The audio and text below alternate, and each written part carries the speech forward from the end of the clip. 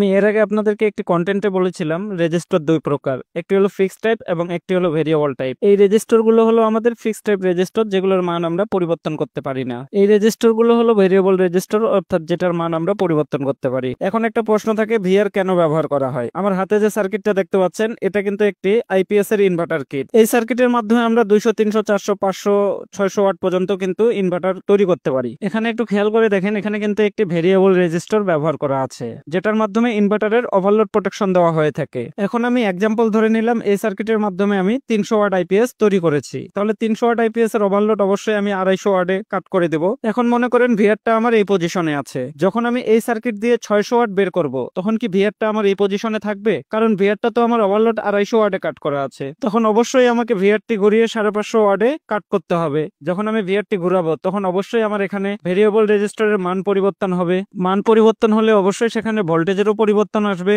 এই জাতীয় কিছু জায়গায় আমরা সবসময় ভিআর ব্যবহার করে থাকি, কারণ এই সব জায়গায় পরিবর্তনের প্রয়োজন হয়। যদি এই সার্কিটটা আমার ফিক্স থাকতো যে এই সার্কিট দিয়ে আমি 500 ওয়াটের উপরে এবং 500 ওয়াটের নিচে আইপিএস তৈরি করতে পারবো না, সেক্ষেত্রে কিন্তু আমাদের এই ভিআর এর প্রয়োজন ছিল না। এখানে আমরা যদি একটু ফিক্সড টাইপ রেজিস্টার দিয়ে দিতাম, তাহলেই কিন্তু হতো। আমি যদি ব্যাটারি ভোল্টেজটা মাপ দেই, তাহলে দেখতে পাচ্ছেন ব্যাটারি ভোল্টেজ দেখাচ্ছে 12 ভোল্ট। এবার যদি রেজিস্টারের আউটপুটে ধরি, তবুও দেখেন দেখাচ্ছে 12 ভোল্ট। তাহলে এই একটা 1 কিলো রেজিস্টারের মাধ্যমে একটা এলইডি কিভাবে জ্বলবে? সেটা তো কেটে যাওয়ার কথা, তাই না? যে কোনো প্রকার রেজিস্টার আমরা সার্কিটে কেন ব্যবহার করে থাকি? একটি সার্কিটে বিভিন্ন প্রকার কম্পোনেন্ট থাকে। এক একটি কম্পোনেন্ট এক একটি ভোল্টেজে রান হয়, আর সেই ভোল্টেজটি আমরা রেজিস্টারের মাধ্যমে দিয়ে থাকি। এই একটি এলইডি কয় ভোল্টেজে রান হয়? সর্বোচ্চ 1.5 থেকে 2 ভোল্টেজে রান হয়। এটা আমাদের একটা 12 ভোল্টের ব্যাটারি প্যাক। ব্যাটারির পজিটিভ টার্মিনালে আমরা একটু 1 কিলো রেজিস্টার সংযোগ করে নিয়েছি। এখান থেকে আমরা 1.5 অথবা 2 ভোল্ট আউটপুট পাবো। আমি যদি ব্যাটারি ভোল্টেজটা মাপ দেই, তাহলে দেখতে পাচ্ছেন ব্যাটারি ভোল্টেজ দেখাচ্ছে 12 ভোল্ট। এবার যদি রেজিস্টারের আউটপুটে ধরি, তবুও দেখেন দেখাচ্ছে